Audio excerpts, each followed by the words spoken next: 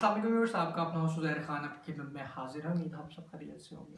آج P D M کا مشترکہ اجلاس تھا جس میں انہوں نے بہت بڑا فیصلہ کرنا تھا لانگ مارچ کے اکارڈنگلی کہ لانگ مارچ کیسے ہوگا، کب ہوگا، ہوگا بھی یا نہیں ہوگا۔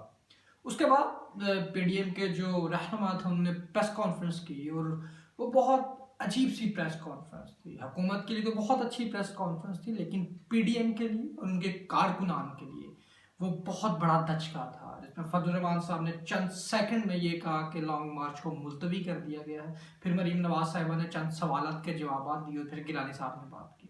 بہت بڑا دھچکا ہے یہاں پہ پی ڈی ایم کے لیے، especially P M L N کے لیے اور فضل الرحمان کے لیے۔ انہوں نے لانگ مارچ کو ملتوی کر دیا۔ 26 مارچ کو جو انہوں نے لانگ مارچ کرنا تھا اسلام آباد کی طرف، وہ انہوں نے بالکل ملتوی کر دیا۔ پہلے ان کا یہ پلان تھا کہ 26 مارچ کو دھرنا پورے ملک سے سٹارٹ ہوگا اور 29 یا 30 مارچ تک وہ اسلام آباد پہنچے گا، لیکن اب یہ ہوا کہ اب انہوں نے وہ پلان ہی کینسل کر دیا۔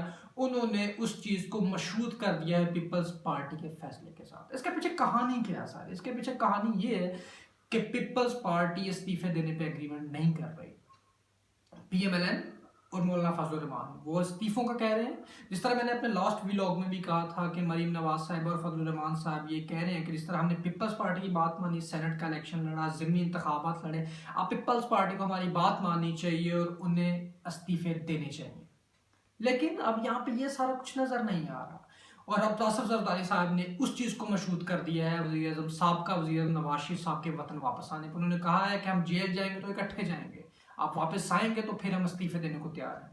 لیکن مریم نواز صاحبہ نے کہا کہ میں مسلم لیگ نون کی ترجمان ہوں، میں یہاں پہ موجود ہوں، آپ مجھ سے بات کریں۔ اگر آپ مجھے ضمانت دیتے ہیں کہ میرے والد کی طبیعت کو کچھ نہیں ہوگا تو میں پھر انہیں بلا لیتی ہوں، لیکن زرداری صاحب ضمانت کیسے دیں گے کسی کی طبیعت کی؟ کوئی بندہ بھی کسی کی طبیعت کی ضمانت نہیں دے سکتا۔ آج یہ سارا ماجرا ہوا، پی ڈی ایم بکھر گئی۔ اسد عمر صاحب نے ٹویٹ کیا پی ڈی ایم تباہ دے۔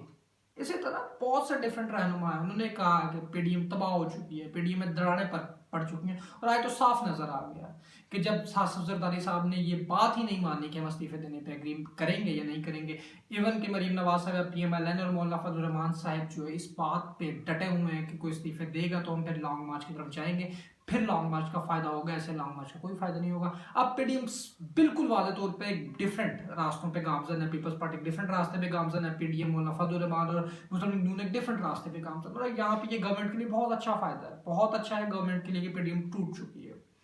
حالانکہ اگر پی ڈی ایم کو گورنمنٹ کو ٹف ٹائم دینا تھا تو انہیں ایک رہنا پڑنا تھا، لیکن اب ان کے میں بہت سارا گیپ آ چکا ہے۔ دیکھیں اب اونٹ کس کروٹ بیٹھتا ہے، بہت مشکل ہے، کیونکہ اگر 26 مارچ کو دعویٰ نہیں ہوتا کہ 4 اپریل کو بھٹو صاحب کی برسی ہے، اس کی بھی تیاریاں شروع ہو جاتی ہیں 1 اپریل سے، اس کے بعد اگر رمضان سٹارٹ ہو جائے گا تو اس لیے مارچ بہت مشکل نظر آ رہا ہے۔ اس کے بعد شاید عید کے بعد چلا جائے، شاید مارچ ہو ہی۔ انشاءاللہ نیکسٹ ویڈیو میں پھر ملیں گے، تب تک دیجیے اجازت، اللہ حافظ۔